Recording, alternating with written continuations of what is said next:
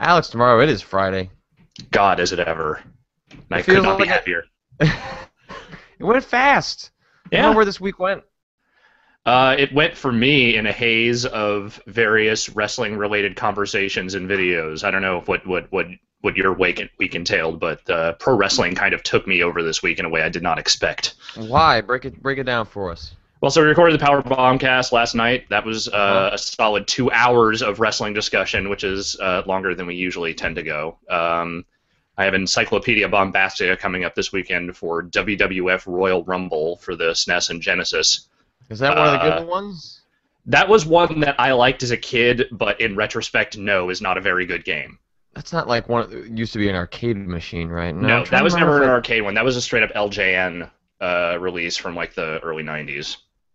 Oh, okay, all right. I definitely remember the SNES cover. I'm looking it up now on Yeah, Wikipedia. it's the first Uh, game that I think you could have like six dudes in the ring at once, which was like crazy for my like 10 or 11-year-old brain at the time. So yeah, I don't think I got into that one. I didn't really get into the wrestling games until the N64 ones that I think a lot of people are fairly familiar those with. those are the ones that hold up. Most of the stuff before that doesn't hold up so well. So, Hmm. but yeah, so it's just wrestling filled week for me. What about you? What have you been up to this week? Man, well, we talked about it on Monday, or Hmm. yeah, Monday. No, wait, no, we didn't. I beat Dark Souls. Yes, you did. I I remember. keep try, I remember your I also victory just postings. I keep trying to look up at my monitor, and I need to look down at my laptop because that's where my webcam is right now. Right. But yeah, I beat Dark Souls, and which I I think I kind of implied it on Tumblr and Twitter that I retroactively apologize for not having played that game in 2011. I think my opinion of games in 2011 might have been slightly colored differently had I played Dark Souls to a real extent, because that is just a phenomenal game. Just top to bottom is one of the best experiences I've had with a game in terms of the relationship you have with a game uh, in rewarding what you put into it. Unfortunately, the way they balanced things, the way they added DLC and didn't scale the way the game addresses experience points and things like that. I sort of broke the last third of the game Hmm. completely by accident. It was not like I was looking up how to make the game easier, but basically I was just a walking tank by the end, and basically nothing could stop me. But what was great is that there were actually two bosses that are completely designed to be sort of best exploited with a very fast, nimble character class, which mine wasn't. Hmm. And so there were instances where the game said, we don't care what you've been doing with your character. This is actually not something you could have prepared for, and we're gonna make you suffer for it. So yeah, it's not a game for everyone, but I would try and say, like I've said before, that I believe its difficulty is overstated, Hmm. especially years later when the game has been sort of mined for everything there is to know about it. It does make it, I don't know if I'd go approachable, but definitely possible as a Sure. newcomer, and there are ways to tweak the game to make it a much more pleasant experience, at least as much as a game like Dark Souls can get. And I gotta say, I've been bit by the bug. I am psyched for Dark Souls 2 in March. I'm on the I hope they don't screw it up train now, but at least I've never played Demon Souls, so if somehow Dark Souls 2 is terrible, I guess I have another game to go back to. And I mean, I saw you bought yourself a copy of Demon Souls there, did you not? I did, and then someone immediately was like, "What? You didn't redeem that on your PlayStation Plus account last April?" And I was like, "Oh, I might have." And then Did you? it turns out I didn't. Oh, there you go.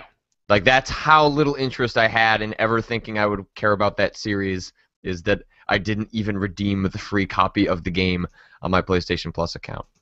So I went and bought a PS3 version of Demon's Souls, and I don't think I'm going to touch it till much later. But I was watching Brad play it, and I had a Best Buy reward certificate that was going to expire. I was like, sure, why not? May as well get that on my shelf. Yeah, it can't hurt. Though I'm never going to play any of those games, so but I don't I'll blame tell you. you why not. Because I know I personally will not enjoy them. I watched a fair amount of you playing those games, Mm-hmm. and it was enough to convince me that that is a game that I would probably snap the disc in half at some point if I were to actually play that. I realize, yes, okay, maybe the difficulty is slightly overstated, but it's Mm-hmm. difficult in the kinds of ways that drive me specifically crazy. Yeah, sure. So There I was think it wouldn't work for me. When I worked at one of my good friends is Mr. Andrew Pfister, so folks might remember from the 1UP days and the EGM days. He's since gone into the land of data analysis for game companies, and he was someone that had the most hilarious reactions to video games. Like, just when something got frustrating, the controller was tossed across the room. Like, so angry that I immediately upon beating it, I was on Facebook and he was like, "Oh man, I really need a game to play," and I was like, "Hey, you should play Dark Souls." And then that's a bad idea. His response immediately was, "I know why you're saying that, and you're not a very good person." I was like, Yeah. You're right. Yeah, you're definitely not a very good person. I'm playing that. I'm still continuing to play Spelunky, and then I played through the majority of Broken Age. Okay. Which I wish I liked more than I do, but that's not to say I'm not enjoying it, I guess. That's kind of where I'm at too. I've hit the point where it's like I've gotten into a groove with the puzzles. I think I'm almost done with that chunk of the game that they've released. I'm very, very close too. I'm at a spot that I am desperately frustrated at, cannot figure out what I need to do. So I didn't look up what to do, but I wanted to get a sense of where I was at. Like the game is split into these two characters, and at least in part one, there is no sort of Maniac Mansion, interaction between, timeline sort of things. You've got someone that's kind of on this planet that seems like, I don't know if it's in the past, but the male character is set in the future and he's on a spaceship. I found his stuff to be way less interesting. Yes. Than what was going on with Vela. I would have rather have had a full game about Vela and her quest to defeat the Mog Chothra and everything about these little different towns. I just find the premise of Vela, that she is rebelling against a system in which historically these people have sacrificed maidens, young women in the town, in order to satiate this monster, and she decides to say, F that. And that's what begins her quest in the game, whereas the guy is someone who's been coddled and is seeking adventure, and then it's like, well, what happens when he actually finds that? And I just found that as soon as I got stuck in Vela stuff, and then switched over to, what is it, Shay? I think Shay is his name. Yeah. Shay's arc, I just could not. I don't find myself very invested or interested in anything that's happening with him.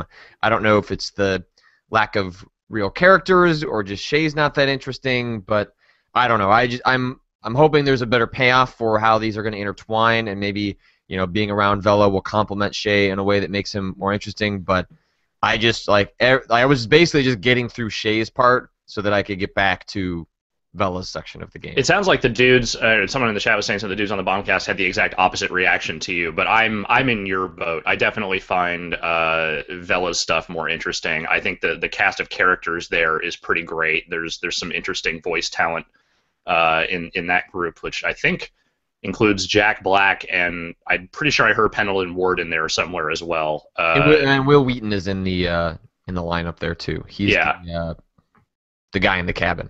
Okay, yeah, and that's I think all that stuff's really really cute and funny. I think some of the Shay stuff is very funny, but I haven't found, like you said, that world and that storyline nearly as engaging as the Vela stuff. So, well, just I just feel like Shay has a much less interesting character current narrative arc than Vela. Like Vela has a very specific, interesting quest that she is on right now that has high stakes for herself, for her town.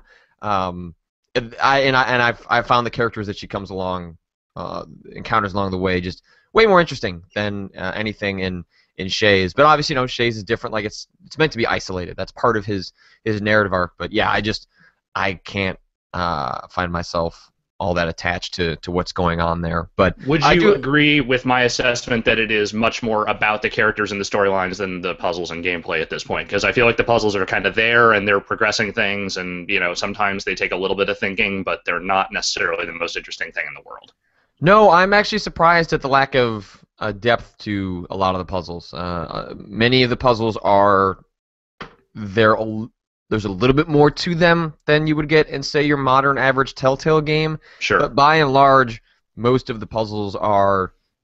The game has moments when you'll be going through different screens, but a good chunk of the game is just moving to the next screen, looking in your inventory, dragging your items on there until you either find the right one, or if you already know the one you need to apply, doing that. There's just I don't want to go into the couple of ones that are a little more involved in that, but there is one that's happening in Vela's story right now, involving a riddle that I think is pretty interesting in how they're handling it, and there's one in Shay's arc that I don't want to spoil them because it gets too much into what the puzzles are. But there is one in Shay's that is like fairly ambitious relative to the other puzzles. But yeah, it feels very simplified versus what I remember of the Monkey Island remake, because I never played the first Monkey Island, and some of the puzzles in there are real bastards.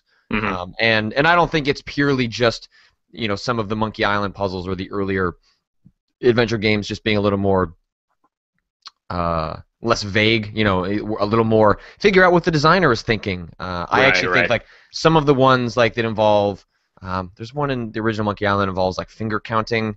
I forget exactly the setup for the puzzle, but they're not as clever, and there's not as much depth to them. But goddamn, is that game gorgeous! It is. Holy wow! That is an amazing looking game. Like every room is a painting. Yeah. Every room is a painting. Visually and voice acting wise, those two aspects of the game are pretty phenomenal. The storytelling it fluctuates, but I think it generally leans toward pretty good. And then like the gameplay is the only thing that I'm kind of like, well, this is here and it's fine, but it's not really anything special at all. Yeah. So, and it also, I mean, we'll see how it ends, but sure, it does not feel like things are building to a traditional cliffhanger, which is sort of an arc that pays off with a cliffhanger for what's to come. Unless something else is happening, it mostly just kind of feels like plunk. Here's half of the game. Right. Wait for the other half. I'll have to finish Vela's side of the story to draw any sort of definitive conclusions on that. But yeah, I'm enjoying it. But I think this is the nature of it. Like, could we really having the expectation that out of nowhere Tim Schafer was going to pull a Grim Fandango out of his hat is unrealistic. Sure. And is asking too much of I think of somebody that's been doing this for a long time and has not made one of these for a long time. So we'll see. I am enjoying it. I'm going to play the whole thing. I'm looking. I'm glad it exists. I'm glad that Kickstarter made it happen. But I have to say, like after my 3.5 hours, and I think I have about 15-20 minutes left. Just I'm enjoying it, but Yeah, that's about where I'm at. And I mean, I will finish it as well. I've been enjoying enough of it. I'm probably about just under 3 hours myself. But something else has been sucking up my time this week, and that has been Ollie Ollie for the Vita. That game. Any attempt I had or any interest I had in other games has more or less been swallowed by that thing whole. So what is this game? I don't explain. So it's a 2D skateboarding game. In a sense, it sort of operates like an endless runner, but it is not an endless runner. Like the levels have ends, and there are individual tracks and courses that you are kind of racing down. And all the trick systems are based on sort of like an SSX style loading system where you have to hold down and then press circular up, circular back, or hold forward, release kind of thing to kind of do the different skateboard tricks as you kind of run down this course. And while you're doing that, you have to kind of keep occasionally pressing X to keep your speed up. You have to sometimes hold down the triggers to do spins, and then you have to actually press X when you land to hit the landing correctly. So there's a lot of timing-based stuff that's kind of in there that makes it a lot more complicated. And the key thing with Ollie Ollie is that I am fucking terrible at it. It is a challenging game, and it plays in a way that is very different than most of the the skates and the Tony Hawks that we have grown up on.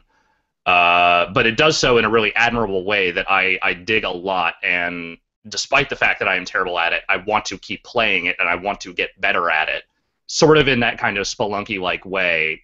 obviously the games are not the same, but there is like definitely a. I mean, all the stages have objectives, but they also have score level, and there's a whole leaderboard system to that stuff. There is definitely an addicting quality there where you just kind of want to try and beat the shit out of your friends on each level and get the highest scores you can. Right. So it's and it looks really good. Like, it's a really smooth running game. I've heard a couple people say it has crash bugs, so I've not run into any of that whatsoever.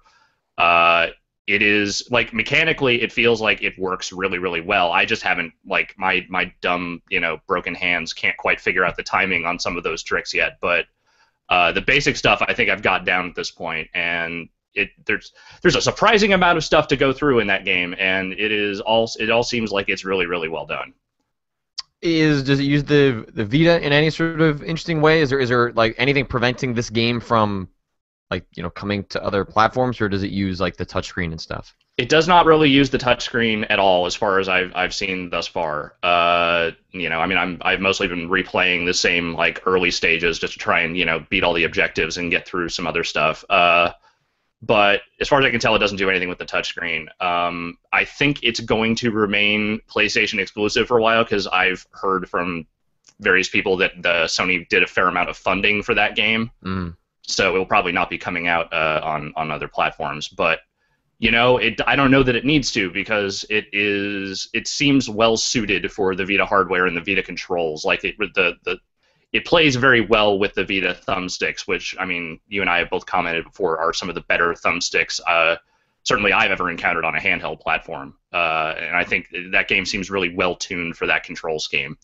Yeah, I think Spelunky is best on Vita. I play it on the PC because that's where I have a lot of friends playing on it. More people are playing on that platform. So when I want to do the daily challenges, that's kind of where I need to be. But sure, if I had a preference to only play that game ever on one platform, the Vita version has some severe frame rate issues that occur in some of the levels when things get a little crazy with bombs.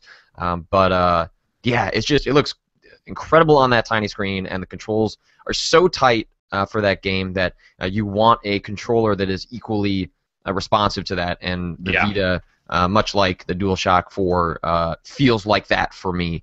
And so I find I get a lot more out of the Vita version because I just feel like I'm much more in control of my character.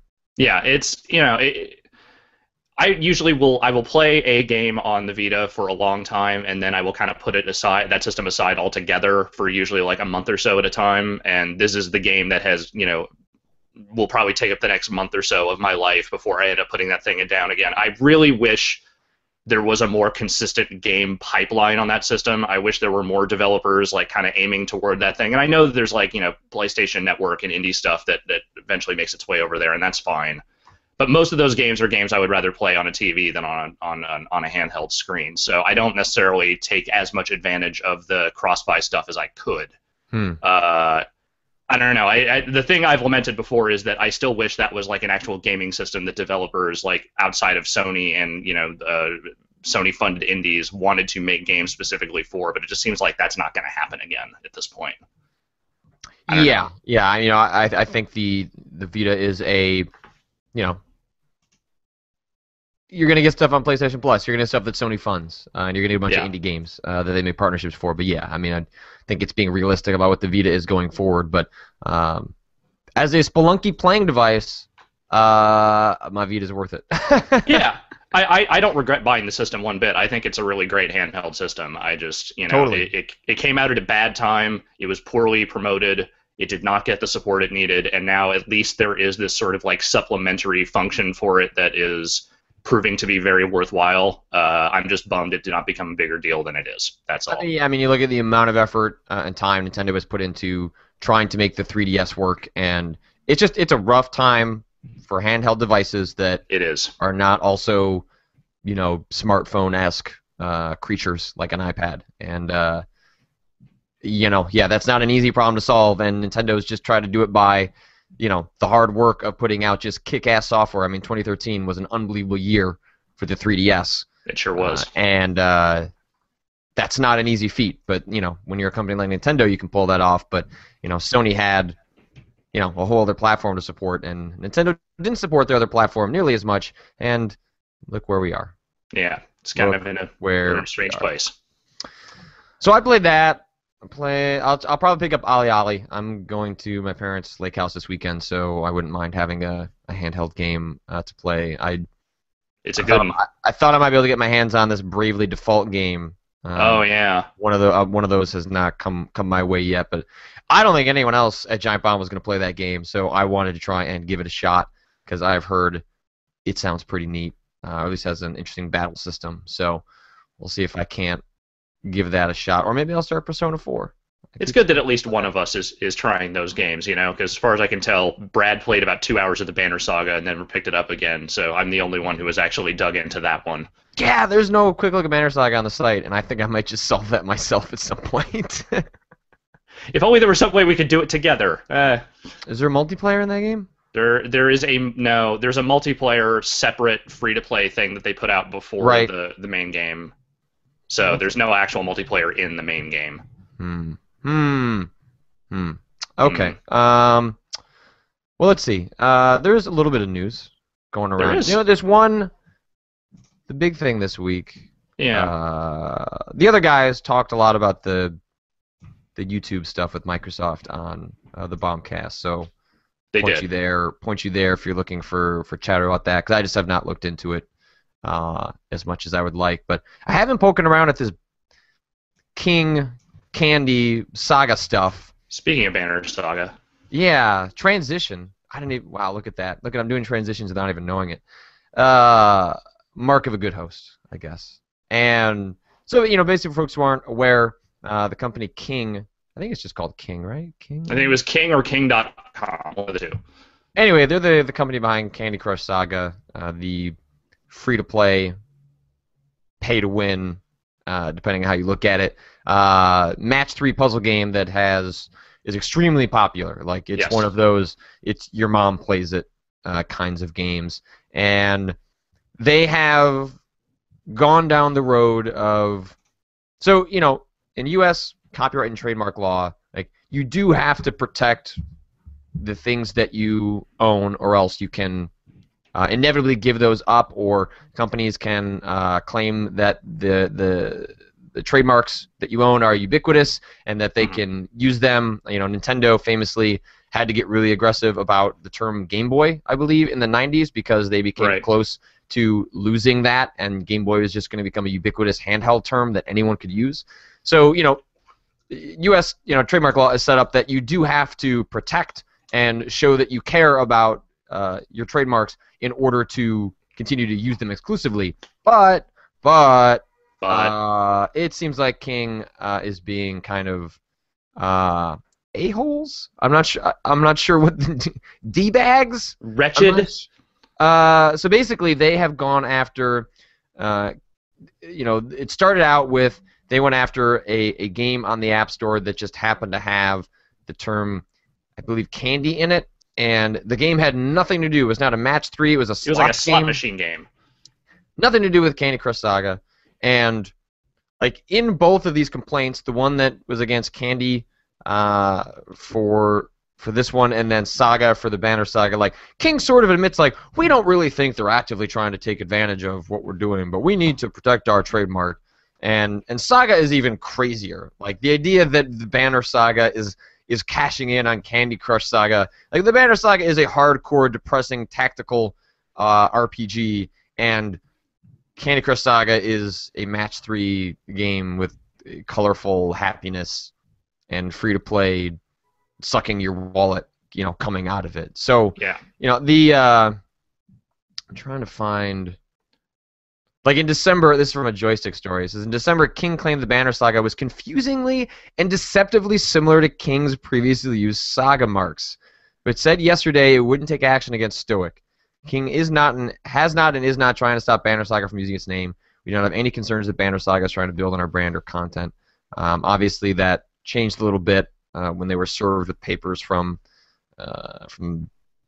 King. Like King's like trying to play this really weird balancing act of like, oh, we're just doing this because we have to. We don't want to stop them from making the Banner Saga, but we got to serve these papers.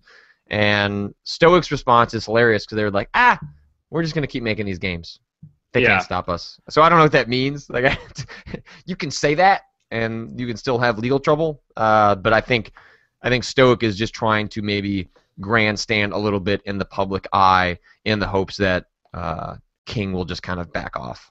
Yeah, I mean, the trick here is that it all. I mean, this is very patent trolley behavior. You know, it's the kind of thing where it's like we have these words in our title, so therefore all those words belong to us. It was like that guy who tried to trademark Edge for all those years, and was finally defeated. What, it was like a year and a half ago or something. I don't remember. There were at some point when I was working at Harmonix, something like this happened, and I remember our COO trying to kind of explain to me what it means to file these sorts of papers, and whether that means you're actually going to pursue or sue or not. Is kind of tangential to just sort of like making sure you're making your claims on your existing trademark so that they don't become so that they don't fall into a situation where it looks like you're not trying to enforce them at all. At the same time, there is a public nature to this whole conversation that you don't necessarily see with a lot of this stuff. The fact that a company like Stoic is getting these sort of like fairly sternly worded legal papers from King does not necessarily imply that King would in fact be totally cool with them just putting out more games under the Banner Saga name. Like, you don't usually send that kind of paperwork directly saying, this is infringing on us without necessarily, while just saying, oh, no, but it's fine. They can just keep making those games. So there's a disconnect between what they're saying and what they're doing that I don't think anyone is completely sussed out yet. In the grand scheme of things, I don't think any reasonable court in the world would look at those two games and go, well, that's clearly, a trademark violation. We should totally deny what Stoic is doing because, like you said, they literally could not be more different things in the realm of entertainment software. Well, I think the problem that I think a lot of people have with this is not necessarily this idea that, if the way that our screwed up trademark law is set up is that it forces companies to send out cease and desist papers in order to enforce their trademark against companies that really don't have anything to do with infringing on their trademark, but they have to do this in order to show that they are being active in protecting their trademark from being generalized and becoming just sort of Sure. public domain. But what you mentioned was like, well, if this went to court, no reasonable person would look at the Banner Saga and Candy Crush Saga and say these are the same games, or someone would confuse them. But that's like a really key distinction. Like, what happens with these patent trolls, and you see this happen in technology a lot. This is something that happens every once in a while in games, but is much more common in technology patents. And I highly recommend going and looking up the This American Life. They've done 2 episodes on it where they break down patent trolling and how it is used to crush tiny companies and exploit a lot of money out of them. Like, that's where the real problem is here. Is like it's a slippery slope to where King is then, like, if you're a tiny company, like say 2 guys, and you're just getting off the ground, you've released your game that happens to use Saga or happens to use Candy, like, if you might be able to go to court and say, guys, this isn't similar, but you might not be able to afford to go to court. King can obviously go to court. This is why they can dish out a bunch of these papers. If any company decides to fight it or dispute it, it's no big deal for them to go to court and work it out. But it might be a huge deal, or the entire deal, for some upstart developers that somehow end up infringing or potentially infringing or being accused of infringing, and they might have to change their name as a result of just the threat, which seems absolutely 100% unfair. And that's where King walks his fine line of defending their trademark while also losing touch with a community of creators that is doing nothing to actively harm their company.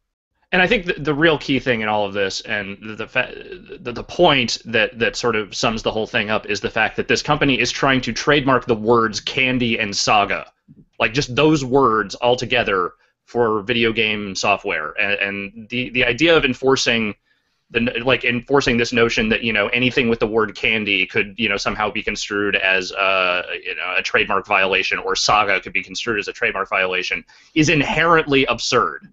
The very idea behind it is inherently absurd, and if this is what it is boiled down to, where they can just kind of go after any game that uses the word Saga, that by itself is completely insane and should not be allowed to take place. Obviously, this kind of thing has taken place in many different formats over the years, but this is one of those situations where they are literally just trying to trademark every individual word in this dumb-ass Match 3 game that they make, which is fine. It's a dumb, fun little time waster, and it's obviously very popular, but that inherent idea is insane. Yeah, like, I think anyone would be sympathetic to someone that was producing a Match 3 game that was called, like, Candy Crunch Saga or Sure. something like that. That's obviously egregious. That's obviously trying to trick people into, downloading something that is awfully similar, and then maybe they get confused. And that's what this is supposed to be here for. Right. This is supposed to protect the public from confusion over something they want while protecting the profits for a company that came up with the original idea. And it's when we start going down this road into absurdity that it's really hard to defend. We saw this play out with Notch, ZeniMax, and the term scrolls, Right. where ZeniMax served Notch and his company with papers about their card game, their digital card game, I guess, Scrolls, and saying like, oh, well, the public could be confused with the Elder Scrolls. Like, no. And I don't know enough about how this stuff works in a legal sense where, like, is there a way you can write this stuff that is, we are serving you with legal papers, but don't worry about it, wink? Like, I don't know how that works. Is there a way to sort of be out there and be on the defensive while also sort of being like, like, I don't know if that's possible in a legal sense, but that seems like, like when this stuff flares up, like, why does it happen with these companies? Like, this doesn't happen with every company. So is it just that these are jerks that are choosing to take it too far, or is it really the system is broken? And these are questions that I just, unfortunately don't have enough answers to. But Right. obviously, I've been looking into trying to figure this stuff out this week and just have not had enough time. It is an incredibly labyrinthine and sort of awful process. I know that. I know everyone I've ever talked to who's had to deal with trademark law and any sort of legal violations that have stemmed from that have more or less wanted to hang themselves within hours of having to deal with that situation. It is complex and obnoxious and problematic for a variety of reasons. But what those actual reasons are, I could not tell you because just staring at that stuff makes me go, boss-eyed within a second. So Godspeed to you trying to figure that shit out, because every time I try to read up on it, my brain rolls back in my skull. Yeah, so it'll be interesting to see how this stuff plays out. I've really enjoyed. Have you seen the Candy Jam? I have seen the Candy Jam, and I am very much in favor of the Candy Jam. I think that's a fun little subversive thing there. Yeah, so for folks that aren't aware, basically, I interviewed the person who put it together, and maybe I should just put that up on the site if I can't get a large feature together in a short amount of time. But basically, a bunch of developers are doing a game jam in which the themes are candy, the names involve candy. It's basically a giant FU to this whole thing, kind of an FU to trademark law and the way it operates and the way companies kind of have to deal with it, and an FU to King for the aggressive way they are handling it, or the seemingly aggressive way. It's tough. You don't. It's so easy to quickly point the finger at King, but as someone that is just not aware of how this stuff has to be handled, when you have a really popular intellectual property, I want to go just short of, calling them completely trolly, because maybe there is a logic to what's happening that. Someone mentioned in the chat a little bit earlier, I forget who actually said it, but that there's no way to write, he was insinuating there's no way to write legal language that doesn't sound like the house is falling apart. Sure. There's no way, my insinuation that maybe you could do legal stuff with a wink and a nod isn't possible, because then it wouldn't hold up in court. Sure. So any legal papers are going to sound apocalyptic. It's just a matter of, is what King's doing. Maybe the wording has to sound apocalyptic, but do they have to be so aggressive about how they're going about it, and the games they're choosing to go about it with, I think is maybe the more pertinent question. Yeah, and well, as the story plays out, I'm sure we'll find out more about it. Yeah. Other news. Capcom is currently pledging to hire 100 new developers every year for the next 5 years, which sounds incredibly optimistic, personally speaking. This apparently came from a investor call where where Kenzo Sugimoto basically said this is part of their 5 year plan. They want to try and bring in a huge amount of new talent over the next 5 years. Capcom has not necessarily been doing super great as of late. They obviously have the Monster Hunter franchise, which is still doing well for them in various places, but the company has struggled in various places over the years, and in this case, it seems like they're trying to address that by bringing in more development talent. This sounds like a really nice story. I don't necessarily know if I trust on them to completely follow through with that over the course of the next 5 years, but then again, I also realized 100 people a year is not necessarily that many people. Yeah. I hope this all just means I'm going to get Dragon's Dogma 2. So, Capcom, you can do whatever you want. Just give me Dragon's Dogma 2. I mean, maybe when they're done with Deep Down, I don't know. Yeah, that doesn't look like what I want. But yeah. Didn't the Dead Rising 3 DLC start this week? It did. Came out this week. That game apparently has shipped about 1 million copies, so that's cool. It's not I don't bad. think we talked about it on the show, but I really liked that game against. I didn't think I was gonna like that game, but I ended up tremendously liking it. I've enjoyed it. I haven't finished it, and I kind of fell off with it around the time I went to China, and have not really picked it up since I got back. But that is a far better Dead Rising game than I thought it would be. And I mean, I've said before on the show that I really like a lot of the changes they've made to it. I probably won't touch that DLC until if I actually finish the main game, but I will probably check it out at some point. Yeah. Yeah. Let's see. No more single-player DLC planned for The Last of Us. Yeah. That's a bummer. But it's a bummer, but it's not surprising. No. I mean, they have said before that they wanted to focus on multiplayer primarily for the DLC. This was they are sticking to their original DLC plan, which only had this one piece, the Left Behind DLC, as single player. And I'm excited for that DLC. I'm looking forward to seeing what they do with that prequel story stuff. But I also think I don't know how much more of that specific story I need fleshed out through DLC. I mean, if they're going to do more with it, I would almost rather they kind of went, and just went ahead and made another game. Though there's also a part of me that would be totally fine if they just never made another Last of Us game and just kind of let it be what it is, for eternity. Of course, that will never happen because it's now an extremely revered franchise just by virtue of the fact that everyone liked the first game, so they will make more. But yeah, I suspect there will be another Last of Us. I think the question is whether they stick to their guns on leaving the characters behind from the first game, which is something they've said that The Last of Us is a standalone story, that they have not ruled out returning to the universe, which I suspect they will, but that Joel and Ellie had their story and they would pick stuff up elsewhere, which I think would be super cool if that happened. I think that would be the way to handle a sequel is to just move on and tell a completely different story from a totally different angle, which I'd be up for. Totally. Folks want to start dropping some questions in the chat for us. Feel free to as we start winding down the show. One of the things we didn't get to on Monday because we had Zoe Quinn on, which I would just also like to say that I thought it was really cool how the comments played out for that once that show went up. Yep. People were super nice and were also really great when I put up my story on the Game Designer Porpentine the next day. The jerk level was to an absolute minimum, and I applaud you guys for doing that. I feel like lately there's been a pretty good trend in the community and the comments toward decidedly less jerkiness, and that is something I want to applaud and support as much as humanly possible. Absolutely. But one of the things that we didn't get to on Monday was, we talked about Nintendo's sort of situation, but one of the comments that came out afterwards from Satoru Iwata was that they're sort of rethinking their business strategy and how that involves smartphones.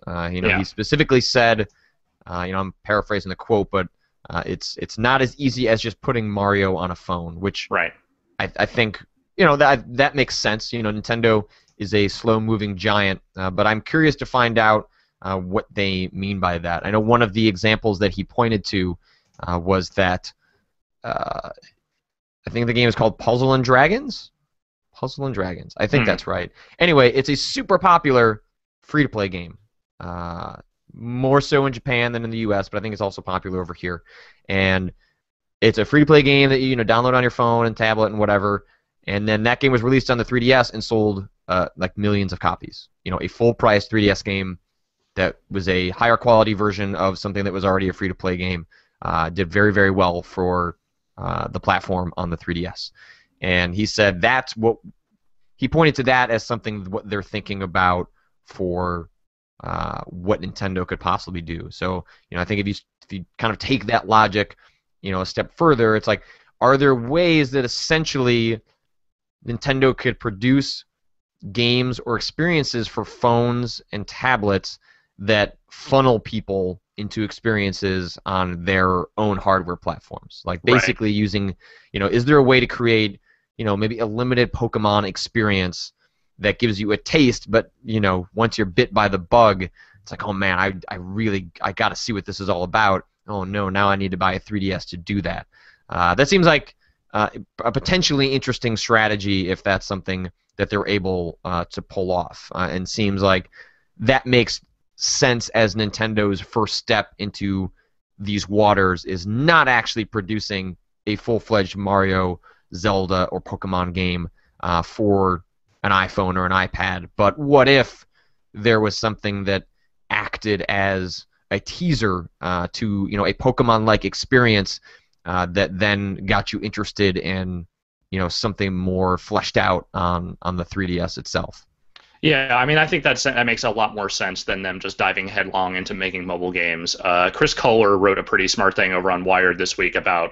Yeah, absolutely. Go read his piece on. Chris Kohler continues to be sort of a really good, non-hyperbolic, talking people off from the ledge, sort of critic of what Nintendo's stuff is doing right now. Yeah, his perception that there are obviously things Nintendo needs to do to change its strategy, but just diving headlong into the mobile market by just throwing a bunch of their games on iOS devices would not only not be the answer, but it could actually be directly harmful to that business.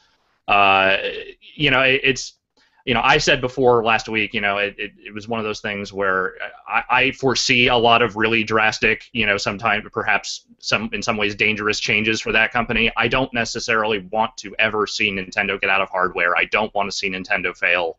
We've repeated this over and over again.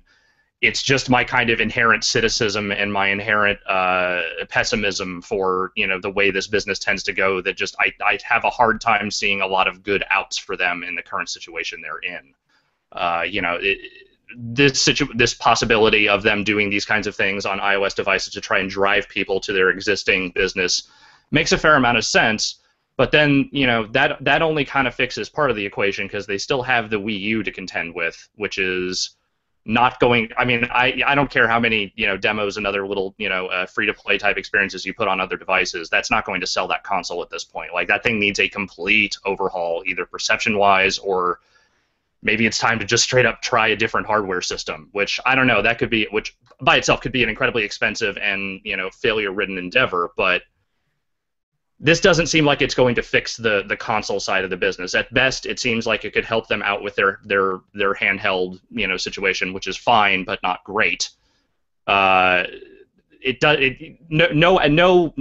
delving into the mobile market will fix the Wii U at this point, and that's kind of their biggest issue to address right now.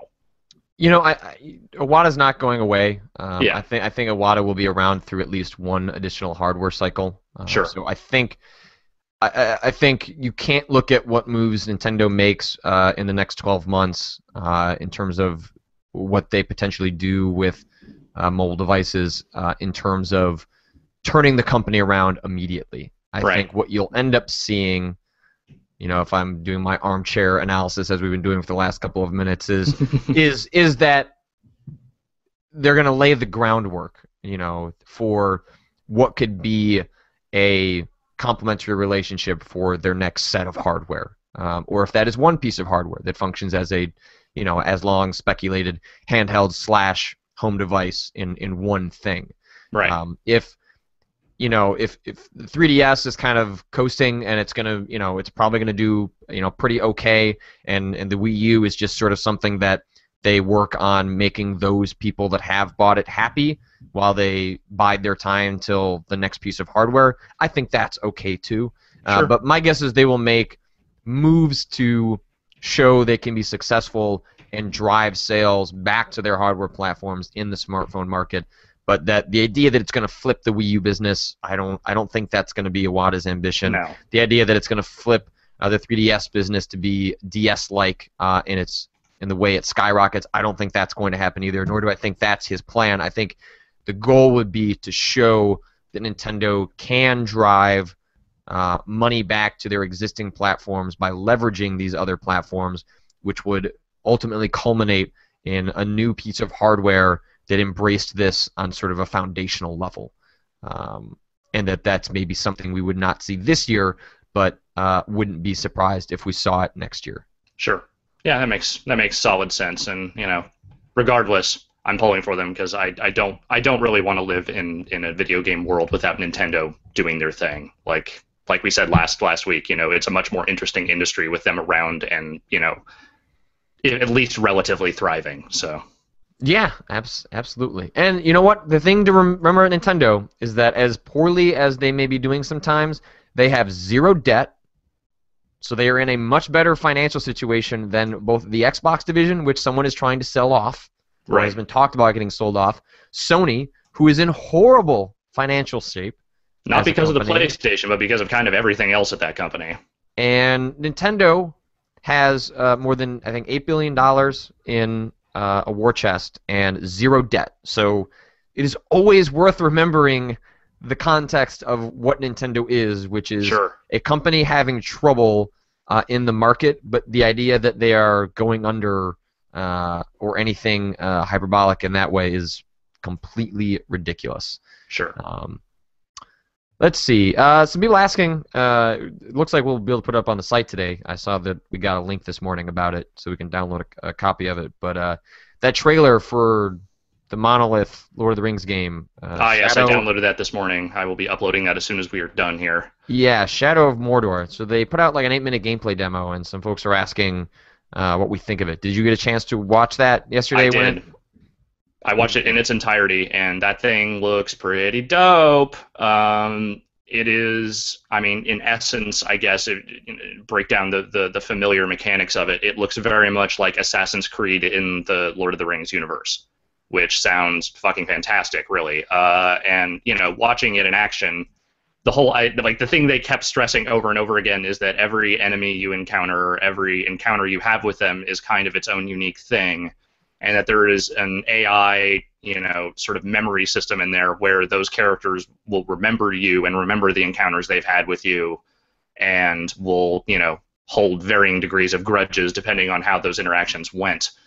It looks pretty fantastic. The combat stuff seems pretty smart. It seems like it flows about as well as like any of the better AC or like Batman games. Obviously, we weren't at the preview event where this stuff was initially shown, so we didn't get any hands-on time with it or anything. But that demo is pretty impressive as far as kind of laying out exactly what the premise and mechanics for a game are, and making them look about as impressive as possible on a first showing. I will say, as soon as the combat started, I kind of started tuning out. Like, I've played a lot, like. The Batman-style combat, I think, works really well, but that's, like, totally what that is. Like, character gets a little squiggle above his head, block.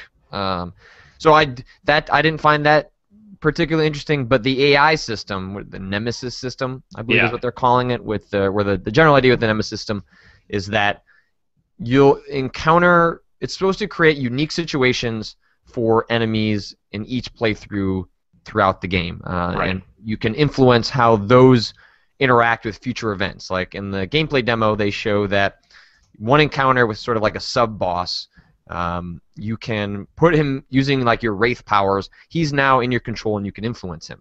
And you can pull up this sub-menu that shows which part of like the squad, like the orc squad that he's in, and that you can then, you know, task him with an assassination mission that he may only have 30% chance of pulling off by himself, but that he will create distractions, or in the gameplay demo, he stabs and wounds like 1/3 of the health of a boss character, thus making it easier for you to come in and sort of take care of business. Right. And it seems like, you know, you'll be able to set up a bunch of scenarios like that that hopefully make sort of otherwise generic encounters in an open world a little more personal, because you'll have sort of set them up, set the chess pieces up in a certain way. And also, apparently, the way you deal with certain enemies is remembered. Like, they showed a boss character that in a previous encounter, I guess you must have thrown him into a fire. Maybe that was optional. And that he has burned his face, and he remembers that and has unique dialogue that is associated with that. It sounds really interesting. That it's a deeply ambitious AI system that, you know, I'm trying not to be cynical about, because it looks really cool. But, you know, seeing that play out across an entire game, like, seems that's really ambitious. That's very next gen, I guess, if to use a really lame term. But yeah, the combat and like walking around, you know, looked a little too much Batman and Assassin's Creed for me. But maybe that's just because I just played an Assassin's Creed game and don't really want to play another one of those right this second. But the whole AI system sounds pretty neat.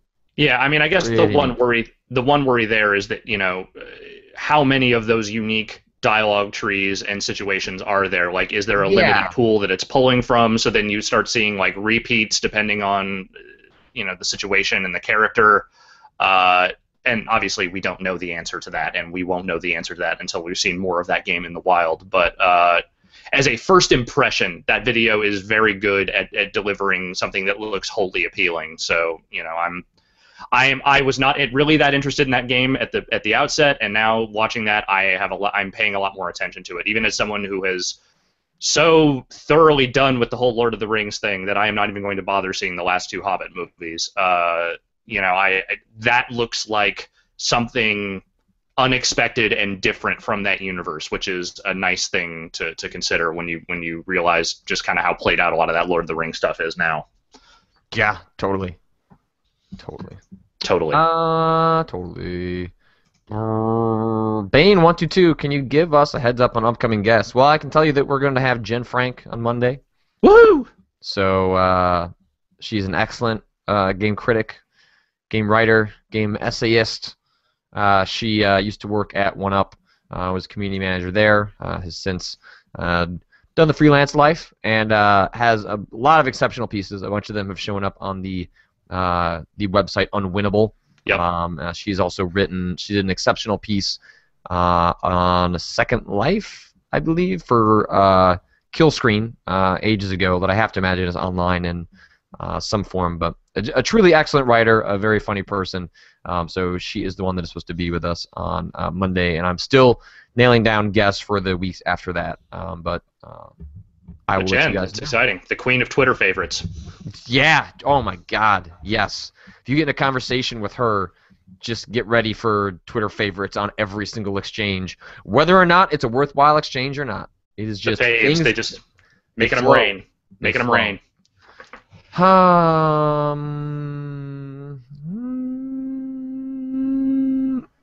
That seems about it. Some people asking about like the Steam in-home streaming, which I am not in, even though I have the press account, which usually gets Opsis into betas pretty early. It sounds like they're only rolling that out to a select few right now. I would really like to try it. I have my PC hooked up over HDMI, so it's not super important to me. But you know, the prospect of if I have my PC on a hardwired Ethernet connection, is it like some folks have had pretty decent success for doing remote play from places that aren't in the same place where their PS4 is. Right. You know, could I go to my parents' lake house this weekend, stream games hardwired over Ethernet from my PC, and play them on my MacBook Air? Like, that sounds pretty good. Yeah. That sounds pretty good. Like, that's sort of my dream scenario, is stuff like that. is being able to run those games from. I don't really need it for my house. I would love it if it somehow works reasonably well for a game like Broken Age, or I'm not looking to play Street Fighter. But if I could play the Banner Saga remotely, like the latency and compression can be whatever. Like it doesn't have to be perfect. Like it's a turn-based game. Yeah, that would be perfect for it. If I could do that remotely, goddamn, that would be cool. So I'm really hopeful because I think it would be very useful for me in a lot of scenarios, or at least enough scenarios that I would want to investigate it. But hard to say. Somber Owl says, have either of you guys seen Thief lately? Dude, No. We are in New York and in the Midwest. We don't see games that often. No, they don't. You see them a little more often than I do, but we're sort of out. We're out in the woods. All the events to see games happen in San Francisco. Sometimes in New York, but primarily in San Francisco. Yeah. I guess we'll end here with I like Popcans asking if you guys are gonna do a box office bomb anytime soon. Yeah, so we recorded part of one last week, and then the fucking computer crashed again, which has happened to us like 3 times now, which is hilarious. But then we saved that file, and then we finished recording it yesterday. Rory will at some point put those pieces together into one thing that what goes in each other, and that will become a podcast. I'm guessing probably early next week. But the Power Bombcast will go up later today as soon as I've had a chance to sit down and do a little editing work on it, and then look for Encyclopedia Bombastica, WWF Royal Rumble. I'm guessing tomorrow at the latest Sunday morning. So. And then what are you gonna play this weekend? This weekend, I'm going to a 4-movie Nicolas Cage marathon at the Alamo Drafthouse up in Yonkers tomorrow. So that's going to take up what movies? I don't know. They didn't say. So it's just a surprise? Yes. Oh, that's great. That is fan. Do you watch Community? I do watch Community, and I saw that episode. Okay. All right. Yeah. That one of the best arcs that Community has ever had. Yep. That amazing. Kind of a perfect Abed arc, as those go. So that was pretty fantastic. So I'm doing that on Saturday. That will take up most of my day. Sunday is the actual Royal Rumble, which I'm having a couple people over to watch. So somewhere in there, I'll probably play some more Ollie Ollie and maybe try and finish Broken Age. If I don't, I'll probably finish that next week. And then I've maybe got some more Octodad to play in here as well. So that's kind of what I'm looking at right now. What do you got coming up? Is that Octodad out next week? It's out on the 30th, so that is next week. Yeah. Well, I'm gonna be out of town this weekend, so I will probably. I think I'm gonna download Republic. Let's just say Eek. It looks more like Eek. I think it's called Republic, but I refuse to call it that because, dude, you put the accent in there. Don't put the accent in there unless you want it to be called. How you pronounce it with an accent? Yeah. So I've been meaning to play that, so I'll probably load that up on my iPad and give that a go. I was surprised and interested to see that Gone Home's Steve Gaynor named that one of his favorite games of last year. Came out at kind of the tail end of the year, but I've been meaning to give it a shot. So probably download that and see if I can't track down a Braley default code to play that this weekend. But hopefully on Sunday night, because there's no football on Sunday. So when I drive home on Sunday, I'll have my Sunday back. That's the one, as sad as I am that football is over, and I really am sad because, the Super Bowl's happening, but whatever. Yay, Peyton Manning's going to win his second ring, and everyone can shut up Seahawks. about it. It's that I get my Sundays back, which, I just haven't had them since September. I don't have a Sunday. You spend all day watching your games, and then if there are Sunday games, it's just, the day just goes. So I'm looking forward to these 6-7 months where I have my Sundays back and I can actually play games, and it's what gets me so far behind on television shows. I watch a fair number of shows with Katie, but Sundays are usually when I catch up on all that stuff. They're kind of a wash. Yeah. So anyway, we will leave it there. We'll be back on Monday morning with Jen Frank, and then I'm just gonna keep saying we're gonna play Risk of Rain. Yeah, sounds like going to. We're going to one of these Risk days. of Rain. We're going to play it one of these days, and if I keep saying it, then hopefully it'll happen. But I've had some good runs lately, so. Oh, you've been playing it? Damn. I've been playing every now and again, yeah. Okay. All right. Well, Alex, I will leave it there, and I will see you with the Fave Meister herself on Monday morning. Oh.